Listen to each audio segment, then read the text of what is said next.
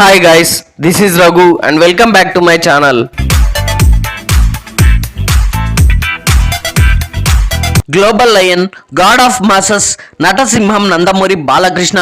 ఆయన అడుగేస్తే ఒక సంచలనం, డైలాగ్ చెప్తే ఒక ప్రభంజనం, ఆయన పేరు చెప్తే థియేటర్లన్నీ దద్దరిల్లిపోతాయి. జై బాలయ్య అనే స్లోగన్స్తో బాక్స్ ఆఫీస్ రికార్డులు బద్దలవుతుంటాయి. 60+ ఏజ్లో కూడా అలుపన్నదే లేకుండా బ్యాక్ టు బ్యాక్ విజయాలు అందిస్తున్నాడు ఇండస్ట్రీకి. ఒకనొక టైంలో బాలయ్య కెరీర్లోనే ఎన్నడూ లేనంతగా లోయెస్ట్ ఫేజ్ని ఫేస్ చేసిన బాలయ్య అఖండ సినిమాతో బౌన్స్ బ్యాక్ అయి ఇక అక్కడి నుండి వెనుదిరిగి చూడకుండా బ్యాక్ టు బ్యాక్ విజయాలు అందిస్తున్నాడు. అది కూడా కంటిన్యూస్ గా 500 కోట్ల సినిమాలను అందివ్వడం అంటే మామూలు విషయం కాదు. అఖండ, వీరసింహారెడ్డి, భగవంత్ కేసరి, డాకు మహారాజ్, లేటెస్ట్ గా అఖండ 2 ఇలా కంటిన్యూస్ గా 500 కోట్ల సినిమాలను అందించాడు. అసలు హిట్ అనేది గగనం అయిపోతున్న ఈ రోజుల్లో, ఒక్క హిట్ ఇస్తే 10 ఫ్లాప్లు ఇస్తున్న హీరోలున్న ఈ రోజుల్లో కంటిన్యూస్ గా 5 బ్లాక్ బస్టర్స్ అందివ్వడం అంటే ఆషామాషి కాదు.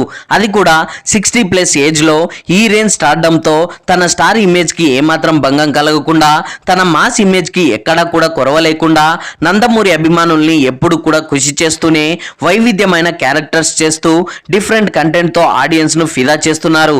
అందుకనే ఆయన కంటిన్యూస్ గా ఇండస్ట్రీకి ఇంతటి భారీ విజయాలు అందివ్వగలుగుతున్నాడు. అటు తమిళ్లో చూసుకుంటే రజనీకాంత్, కమల్ హాసన్లు ఏజ్ కి తగ్గ క్యారెక్టర్స్ చేస్తూ హిట్లు కొడుతున్నారు.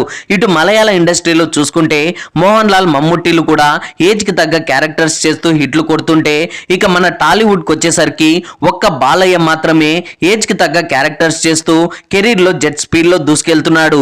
ఇది మాత్రం ఒక శుభ పరిణామం అనే చెప్పాలి. సో ఇలా ఆయన డిఫరెంట్ క్యారెక్టర్స్ ని అటెంప్ట్ చేయడం వల్ల ఆడియన్స్ కి కూడా ఒక క్లారిటీ వచ్చింది. బాలయ్య నుండి సినిమా వస్తుందంటే మినిమం కంటెంట్ ఉంటుంది, మనం పెట్టే డబ్బులకు వర్త్ వాచ్ అనేలా ఆయన సినిమాలు ఉంటున్నాయి. అందుకనే చెడ్డీలు వేసుకునే పిల్లాడి దగ్గర నుండి గోసిలు కట్టుకునే ముసలాళ్ళ వరకు ప్రతి ఒక్కరు కూడా జై బాలయ్య అనే స్లోగన్స్ తో ఊగిపోతుంటారు చాలా చోట్ల. అయితే ఇప్పుడు ఈ జై బాలయ్య అనే స్లోగన్స్ 2 తెలుగు రాష్ట్రాలకు మాత్రమే పరిమితం కాలేదు. ఇంటర్నేషనల్ రేంజ్ లో మంచి బ్రాండ్ ఇమేజ్ ఉన్న దిగ్గజ ఓటీటీ సంస్థలు సైతం జై బాలయ్య అనే స్లోగన్స్ తో ఊగిపోతున్నాయి. యాక్చువల్ గా కరోనా పుణ్యమా అని ఓటీటీ సినిమాలకు, వెబ్ సిరీస్లకు భారీ డిమాండ్ అయితే ఏర్పడింది. వీటితో పాటు కొత్తగా వరల్డ్ వైడ్ థియేటర్స్ లో విడుదలైన సినిమాలన్నీ కూడా థియేట్రికల్ రన్ ముగియగానే ఓటీటీ స్ట్రీమింగ్ కి రావడం సర్వసాధారణమైంది. అయితే ఈ ఓటీటీ ప్లాట్ఫామ్స్ ఎప్పుడు కూడా ఏ ఒక్క లాంగ్వేజ్ కి కానీ, ఏ ఒక్క హీరోకి కానీ ఫ్యానిజం చేయవు. అవి వాటికి ఉన్నటువంటి పద్ధతులు కావచ్చు, వాళ్ళు పెట్టుకున్న రెస్ట్రిక్షన్స్ కావచ్చు. అయితే ఓటీటీ చరిత్రలలో ఎప్పుడు లేని విధంగా బాలయ్యకి ఒక అంతర్జాతీయ దిగ్గజ ఓటీటీ సంస్థ ఫ్యానిజం చేసింది. అదే ది గ్రేట్ నెట్ఫ్లిక్స్ సంస్థ. సో అలాంటి ఒక అంతర్జాతీయ దిగ్గజ ఓటీటీ సంస్థ మొట్టమొదటిసారిగా బాలయ్యకి ఫ్యానిజం చేసింది. ఇంకా చెప్పాలంటే బాలయ్యకు వీరాభిమానిగా మారిపోయింది. తన సోషల్ మీడియా అకౌంట్ బయోలో జై బాలయ్య అని రాసుకొచ్చి ఇటు నందమూరి ఫ్యాన్స్ ను ఫుల్ ఖుషి చేయడమే కాకుండా టోటల్ ఇండస్ట్రీకే గట్టి షాక్ ఇచ్చిందని చెప్పొచ్చు. సో బేసిక్గా ఇలాంటి పోస్టులు ఒక్క ఫ్యాన్ పేజెస్లో మాత్రమే కనిపిస్తుంటాయి. కానీ మొట్టమొదటిసారిగా ఒక కార్పొరేట్ అంతర్జాతీయ దిగ్గజ ఓటీటీ సంస్థకు సంబంధించి సోషల్ మీడియా అకౌంట్ బయోలో కనిపించడం అంటే అది బాలయ్య క్రేజ్కు, ఆయన స్టార్డమ్కు నిదర్శనం అనే చెప్పాలి. రీసెంట్గా థియేట్రికల్ రన్ని కంప్లీట్ చేసుకున్న అఖండ 2 సినిమా ఓటీటీలో ఈ నెల 9వ తేదీ నుండి స్ట్రీమింగ్ అవుతున్న విషయం మనందరికీ తెలిసిందే. సో ఇలా స్ట్రీమింగ్ రోజు నుండి కూడా ఈ సినిమా టాప్ ట్రెండింగ్స్లో అయితే పోతుంది. దేశభక్తి, దైవభక్తిని కలగలిపిన ఒక మాస్ కమర్షియల్ ఎలిమెంట్స్ ఉన్న ఇంత మంచి సినిమాను మనం థియేటర్స్ లో ఎలా మిస్ అయ్యామని ఆడియన్స్ అంతా ఫీల్ అవుతున్నారంటే, ఓటీటీలో ఈ సినిమాకు ఏ రేంజ్ రెస్పాన్స్ దక్కిందో నేను ప్రత్యేకంగా చెప్పాల్సిన పని లేదనుకుంటా. అయితే ఈ నెట్ఫ్లిక్స్ సంస్థ బాలయ్యకి ఇలా ప్రత్యేకంగా ఫ్యానిజం చేయడానికి గల ఇంకో కారణం కూడా ఉంది. అదేంటంటే లాస్ట్ ఇయర్ సంక్రాంతి విన్నర్ గా నిలిచిన డాకు మహారాజ్ మూవీ.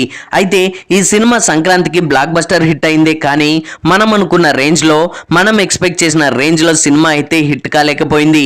సినిమా ఆ రేంజ్ హిట్ అవ్వకపోవడానికి గల కారణాలు ఏంటో కూడా ఇది వరకు మనం మాట్లాడుకున్నాం. సినిమాకు సరైన విధంగా ప్రమోషన్స్ చేయకపోవడం, థియేటర్స్ ఇష్యూ వల్ల కూడా ఈ సినిమా అనుకున్న రేంజ్ లో అయితే హిట్ కాలేదు. అంతేకాకుండా ఈ సినిమాకు దాదాపుగా 100 నుండి 150 కోట్ల రేంజ్ లో షేర్, 300 కోట్లకు పైగా గ్రాస్ మార్క్ కలెక్షన్స్ ని ఎక్స్పెక్ట్ చేసినప్పటికీ 100 కోట్ల షేర్ మార్క్ కి కొద్ది దూరంలో ఆగిపోయి అభిమానుల్ని, ట్రేడ్ ని ఒకంత షాక్ కి గురి చేసిందనే చెప్పాలి. సో అలా థియేట్రికల్గా కొంతమేర డిసప్పాయింట్ చేసిన ఓటీటీకి వచ్చిన తర్వాత మాత్రం ప్రభంజనానికి కేర్ ఆఫ్ అడ్రస్గా మారిపోయింది. ఏకంగా 18 దేశాలకు పైగా టాప్ ట్రెండింగ్స్లో దూసుకుపోయింది. అది కూడా ఏకదాటిగా 3 నెలల పాటు విజయ పరంపర కొనసాగించింది. అసలు ఏ హీరోకి ఏ పాన్ ఇండియన్ సినిమాకి కూడా రాని సక్సెస్ క్రేజ్ ఆ సినిమాకు దక్కింది.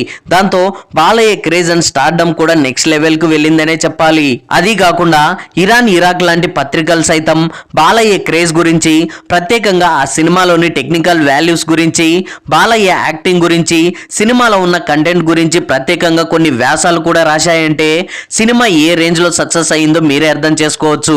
అయితే ఒక విధంగా నెట్ఫ్లిక్స్ సంస్థ నక్కతోక తొక్కిందనే చెప్పొచ్చు. వాళ్ళు కూడా ఎక్స్పెక్ట్ చేయలేదు ఈ సినిమా ఇంత పెద్ద సక్సెస్ అవుతుందని.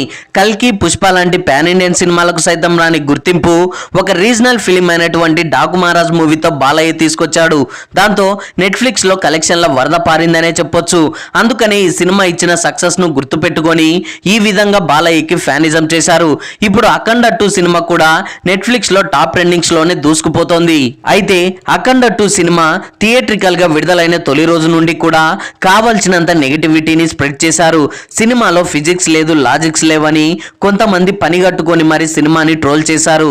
అయినప్పటికీ కూడా థియేట్రికల్ గా బాలయ్య తన మాస్ ఇమేజ్ తో, తన స్టార్డమ్ తో సినిమానైతే గట్టెక్కించాడు. ఇప్పుడు ఓటీటీలో కూడా అంతకు మించి అనేలా ప్రభంజనం సృష్టిస్తున్నాడనే చెప్పొచ్చు.